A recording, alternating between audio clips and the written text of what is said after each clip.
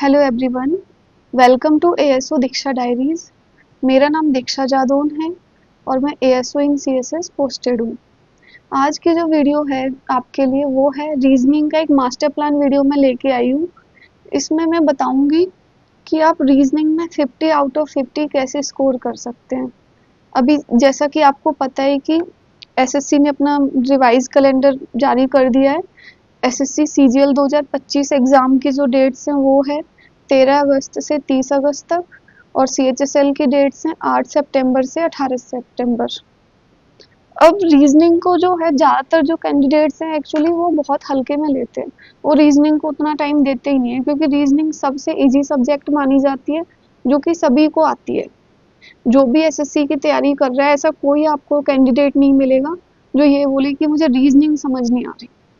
Reasoning समझ सबको आती है, लेकिन जो एक्चुअल जो डिफरेंस क्रिएट होता है वो होता है कि रीजनिंग में आप अच्छे से प्रैक्टिस नहीं करते हो और टाइम नहीं देते हो।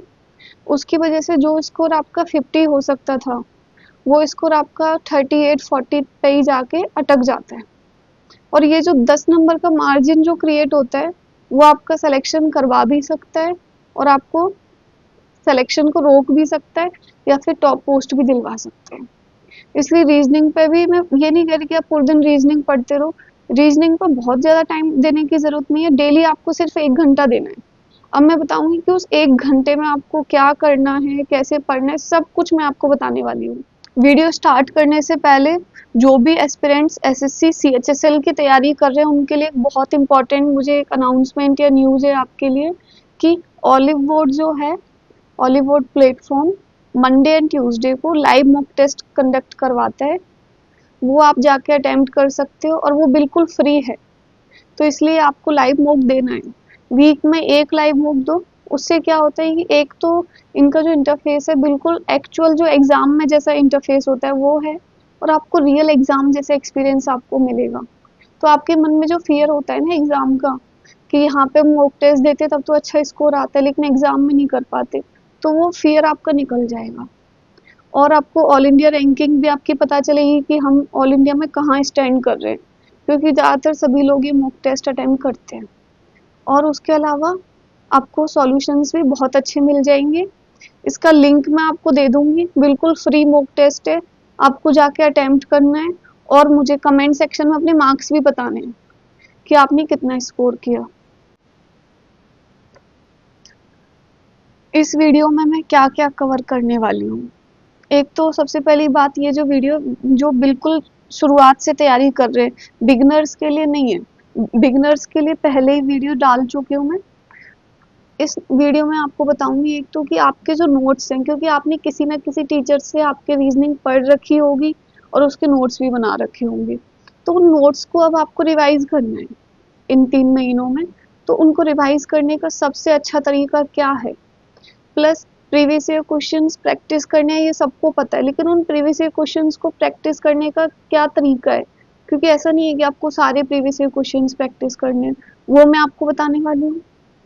उसके अलावा मॉक टेस्ट कैसे अटेम्प्ट करना होता है, उसकी एनालिसिस कैसे करनी है, मॉक टेस्ट की कॉपी हम कैसे मेंटेन करते हैं, उसका रिवीजन कब कब करना होता है, डेली रीजनिंग को कितना टाइम देना है, ये सारे डाउट्स, यानी इस वीडियो को देखने के बाद आपके मन में एक भी डाउट नहीं रहने वाला। ठीक है, तो देखो, डेली आपको कितना टाइम देना है रीजनिंग को, आपको देना है 1 घंटा सिर्फ। ज़्यादा टाइम मैं आपको नहीं मांगूंगी रीजनिंग के लिए, 1 घंटा आपको देना है। उस 1 घंटे में क्या क्या करना है,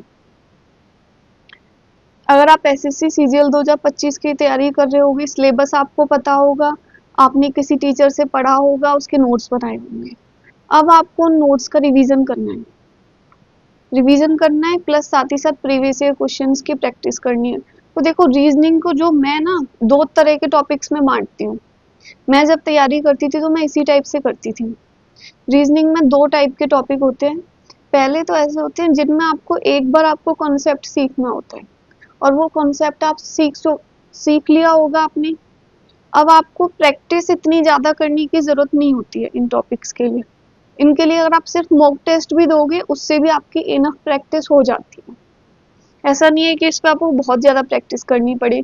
लेकिन जो दूसरे टाइप के टॉपिक होते हैं इनमें आपको कॉन्सेप्ट तो आपने सीख लिया, लेकिन आपको बहुत ज़्यादा प्रैक्टिस करनी होती है, तभी आप इसमें अच्छा स्कोर कर पाते हो।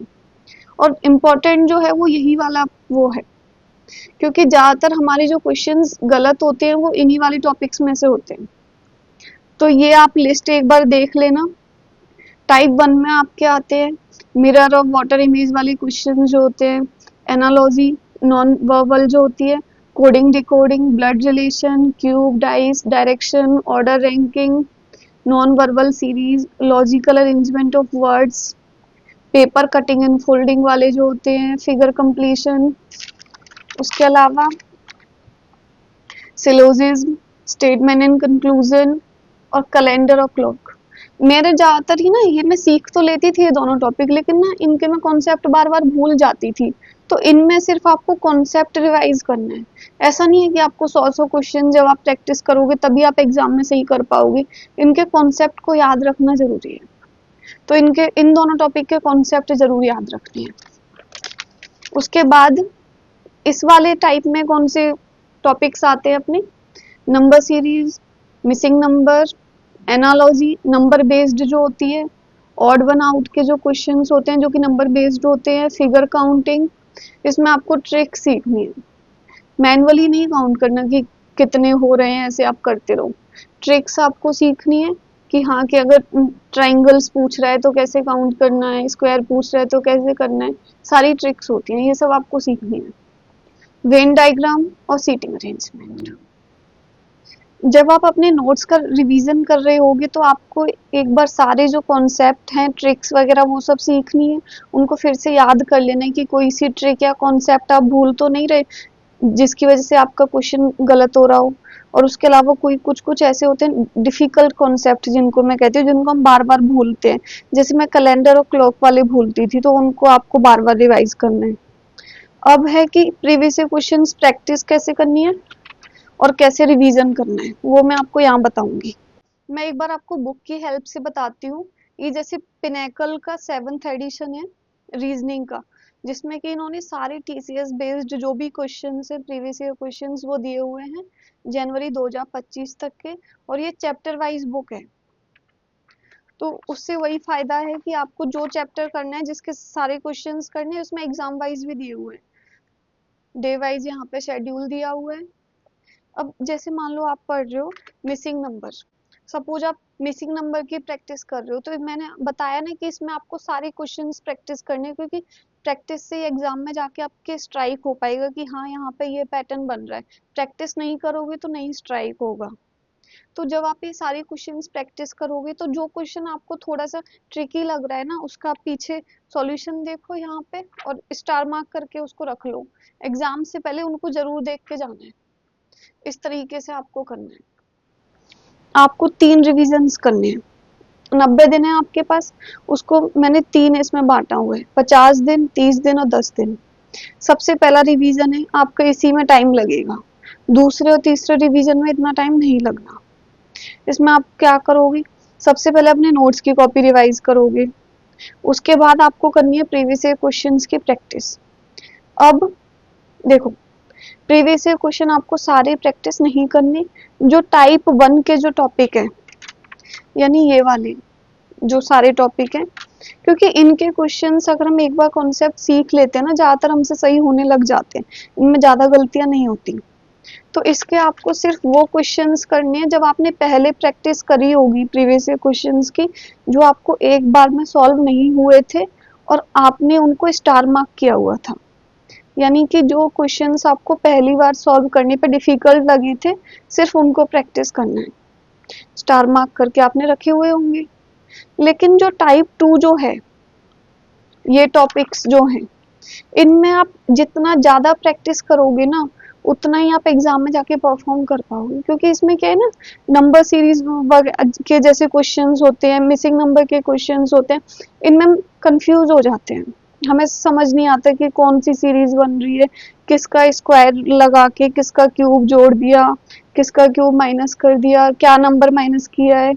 तो वो सब जितना प्रैक्टिस करते हैं तभी हम कर पाते हैं। तो टाइप 2 वाले में आपको सारे क्वेश्चंस प्रैक्टिस करने हैं, और जब प्रैक्टिस कर रहे हो उसमें आपको कुछ तो ऐसे होंगे जो एक बार में सॉल्व हो जाएंगे। जब आपने पहले भी किए होंगे तो वो क्वेश्चंस आपसे एक बार में सॉल्व हो गए होंगे, लेकिन कुछ ऐसे होंगे जो आपको समझ ही नहीं आ रहा होगा, स्ट्राइक ही नहीं कर रही होगी कि यार यहाँ पे कौन सा पैटर्न बन रहा है। मतलब कि जैसे ना 7 का क्यूब प्लस 5 का स्क्वायर, तो कौन सा पैटर्न बन रहा है आपकी समझ नहीं आएगा। उनको स्टार मार्क करके रखो।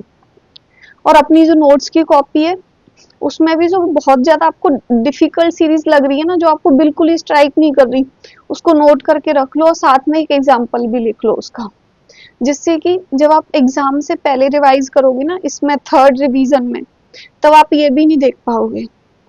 तब आप सिर्फ अपनी नोट्स की कॉपी को रिवाइज करोगे तो उसमें आपका जो डिफिकल्ट क्वेश्चंस है वो आपके रिवाइज हो जाएं। जब आप पहला रिवीजन कर रहे हो उस टाइम पे आपको और क्या करना है, एक आप मॉक की कॉपी मेंटेन कर रहे होगे अपनी, जिसमें जैसे आपने मॉक टेस्ट दिया, कोई आपको बहुत ट्रिकी क्वेश्चन लगा, कोई आपको ऐसा कॉन्सेप्ट लगा जो आपने पहले पढ़ा ही नहीं है, उस पर क्वेश्चन आ गया, तो नया अगर कोई कॉन्सेप्ट मिल रहा है, कोई नया आपको पैटर्न मिल रहा है, कोई नई सीरीज मिल रही है, वो सब उसमें नोट करके आपने रखा होगा। लेकिन उसको नोट करके रखने का कोई फायदा नहीं है अगर आप उसको रिवाइज नहीं करोगे तो उसको रिवाइज करना है टाइम टू टाइम, पहले रिवीजन के टाइम करना है। अब जब सेकंड रिवीजन करोगे उसमें क्या क्या करना है, नोट्स की कॉपी प्लस मॉक की कॉपी भी प्लस प्रीवियस ईयर क्वेश्चन सारे नहीं करने अब आपको। अब आपको सिर्फ वो करने हैं जो आपको डिफिकल्ट लगे थे, जिनको स्टार मार्क किया हुआ था। पूरी प्रीवियस ईयर क्वेश्चन सॉल्व करने का अब टाइम नहीं होगा, तो सिर्फ स्टार वाले करने हैं। और लास्ट 3 to 4 years के आप कर लेना। अब आपको मॉक टेस्ट की फ्रीक्वेंसी बढ़ानी है। पहले जो आप दे रहे थे ऑल्टरनेट डेज पे आप दे रहे थे मॉक टेस्ट, अब आपको डेली देना है। मैं नहीं कह रही कि डेली आप पूरा मॉक टेस्ट दो, आप कहीं से भी जैसे सिर्फ सेक्शनल दे लो ना, रीजनिंग का 25 क्वेश्चन का एक मॉक टेस्ट दे लो डेली, 15 मिनट में आपको उसे सॉल्व करना है। ठीक है। अब एक यहाँ पर बहुत इंपॉर्टेंट बात है जो मुझे आपको बतानी है कि ये जो मतलब सीरीज वाले जो क्वेश्चंस होते हैं इन सब के लिए आपको ये चीजें याद रखनी है। एक तो अल्फाबेट का होता है ना, नंबर दिया होता है, और एक रिवर्स नंबर होता है, वो याद रखना है। टेबल से याद करनी है 30 तक, स्क्वायर और square root, cube cube root और प्राइम नंबर, क्योंकि ज्यादातर जो सीरीज बनती है इन्हीं पे बनती है। ये बिल्कुल आपके टिप्स पे होनी चाहिए कि ऐसा अगर आप कोई नंबर देखो ना तुरंत स्ट्राइक कर जाए कि हाँ ये तो इसका स्क्वायर रूट है, इसका क्यूब रूट है। अब हम बात करते हैं कि मॉक टेस्ट आपको कितने मॉक टेस्ट देने हैं, उसको कैसे अटेम्प्ट करना है, उसकी एनालिसिस कैसे करनी है, सब कुछ मैं यहाँ पे बताने वाली हूँ। देखो, वीकली आपको भी 4 मॉक टेस्ट देने हैं ऑल्टरनेट डेज पे। उसके बाद आपको मॉक टेस्ट में टाइम कितना देना है रीजनिंग के लिए, सिर्फ 15 मिनट, उससे ज़्यादा आप नहीं दे सकते। और ये टाइम हो सकता है अभी आपको 20 मिनट लग रहे हो, लेकिन धीरे धीरे जैसे आप मॉक टेस्ट दोगे, प्रीवियस ईयर क्वेश्चन की प्रैक्टिस करोगे, तो आपका ये जो टाइम है वो रिड्यूस होता जाएगा। मॉक टेस्ट को कभी भी ना एक राउंड में नहीं करते, उसको 2 राउंड में अटेम्प्ट करना होता है। और ये चीज आपको अभी से प्रैक्टिस में लानी है। ऐसा नहीं है कि अभी यहाँ पे तो मैं एक ही राउंड में करता हूँ, एग्जाम में जाके 2 राउंड में अटेम्प्ट करूंगा, बिल्कुल भी नहीं कर पाओगे। मेरे कुछ फ्रेंड्स थे ऐसे जो ऐसा करने की कोशिश करते थे, वो एग्जाम में जाके नहीं कर पाते थे। तो आपको क्या करना है, देखो आपको 2 राउंड में करना होता है, एक तो फर्स्ट राउंड एक सेकंड राउंड। हमें आइडेंटिफाई करना होता है कि कौन सा राउंड में हमें, फर्स्ट राउंड में कौन से क्वेश्चन करने हैं और सेकंड राउंड में कौन से करने हैं। ये सब मैं आपको बता सकती हूँ कि हाँ ऐसे ऐसे क्वेश्चंस होंगे, ये क्वेश्चंस होंगे। जैसे फर्स्ट राउंड में जनरली हम जो इजी क्वेश्चंस होते हैं, जो हमने पहले देखे हुए होते हैं, या फिर ना प्रीवियस ईयर क्वेश्चन बेस्ड है, कुछ लेस कैलकुलेटिव क्वेश्चंस होते हैं जैसे तुरंत स्ट्राइक कर जाए आपके, वो सब करने हैं। और सेकंड राउंड में आपको ऐसे क्वेश्चंस करने हैं जो थोड़े कैलकुलेटिव हैं, थोड़े टफ लग रहे हैं, वो सब। ये आप कैसे आइडेंटिफाई कर पाओगे, ये आप आइडेंटिफाई कर पाओगे प्रैक्टिस से। जितने ज्यादा आप मॉक टेस्ट दोगे उतना ज्यादा आप ये आइडेंटिफाई करना सीख जाओगे। और ये 2 राउंड वाला तरीका आपको अब से ही अपनाना है। नेक्स्ट मॉक टेस्ट से आपको ये चीज अपनानी ही है कि अब 2 राउंड में पेपर को सॉल्व करना है। और जो लोग ऐसा करने वाले हैं वो मुझे कमेंट में बताएंगे कि हाँ मैंने ऐसा करना स्टार्ट कर दिया। ये आपको सीखनी ही पड़ेगी, क्योंकि एग्जाम में ना किसी भी क्वेश्चन को दिल पे नहीं लेना कि अरे नहीं ये वाला टॉपिक तो मुझे आता है, इसका इसका क्वेश्चन कैसे नहीं बन रहा। हो सकता है उसमें बहुत टफ क्वेश्चन दिया हो, वो नहीं बने, और हो सकता है वो तुमसे क्या किसी से भी ना बने। एग्जामिनर ने वो क्वेश्चन दिया ही इसीलिए हो कि क्या तुम्हें स्किप करना आता है, तो ये सीखना है, ठीक है। ज्यादा से ज्यादा, और ये कैसे सीखोगे, जितने ज्यादा प्रीवियस ईयर क्वेश्चन प्रैक्टिस करोगे और जितने मॉक आप अटेम्प्ट करोगे उसी से। अब है सबसे इम्पोर्टेंट बात कि मॉक टेस्ट की एनालिसिस करनी है। वो आपको मॉक टेस्ट अगर आपने दे दिया और दे के छोड़ दिया तो उसका कोई फायदा नहीं है, अगर आप उसकी एनालिसिस नहीं कर रहे हो कि मुझसे कौन से क्वेश्चन सही हुए, कौन से क्वेश्चन गलत हुए। कभी कभी क्या होता है, कोई कोई क्वेश्चन हमारा सही हो जाता है लेकिन उसमें लॉजिक हमने सही नहीं अप्लाई किया होता। तो सारे क्वेश्चंस के सॉल्यूशन देखने और ये देखना है कि अच्छा मतलब मैंने ठीक किया था ये क्वेश्चन और उसका अप्रोच भी ठीक है। तो अगर आपको कोई नया कॉन्सेप्ट मिल रहा है, कोई नई अगर ट्रिक मिल रही है, कोई ट्रिकी अगर सॉल्यूशन मिल रहा है, मतलब मान लो आपने लंबे मेथड से सॉल्व किया था और एग्जामिनर जो है मतलब जो सॉल्यूशन दिया हुआ है उसमें बहुत अच्छा उन्होंने सॉल्यूशन दिया हुआ है छोटा सा, तो वो आपको अपनी कॉपी में लिखना है। ट्रिकी क्वेश्चंस मिल रहे हैं वो भी लिखने हैं। फिर इस मॉक टेस्ट की कॉपी को जितना हो सकता है उतना रिवाइज करना है, क्योंकि अगर रिवाइज नहीं करोगे ना तो फिर इसको मेंटेन करने का कोई फायदा नहीं है। रिवाइज करोगे तभी फिर फायदा ये होगा कि अगली बार जब मॉक टेस्ट दोगे ना तो ये गलतियां आपसे नहीं होंगी, ये क्वेश्चंस आपके गलत नहीं होंगे। इसलिए last but not least, revision और प्रैक्टिस इज द की। तो जितना रिवीजन करोगे, जितनी प्रैक्टिस करोगे, उतना आप सिलेक्शन के पास जाते जाओगे और बिल्कुल भी इधर उधर अब भटकना ही नहीं है। भाई देखो एग्जाम की डेट आ गई, 90 दिन आप अच्छे से बिल्कुल लग जाओ। अगर आप ये स्ट्रेटेजी फॉलो करोगे मैं आपको गारंटी दे रही हूँ कि आप 50/50 स्कोर कर सकते हो।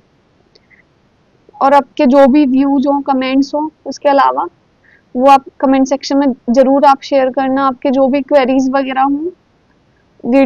और अगर आपको मेरी वीडियो अच्छी लगे तो वो भी आप शेयर करना, वीडियो को लाइक करना, चैनल को सब्सक्राइब करना, क्योंकि अभी और तीनों सब्जेक्ट के लिए मैं ऐसी वीडियो अभी लाने वाली हूँ। Thank you.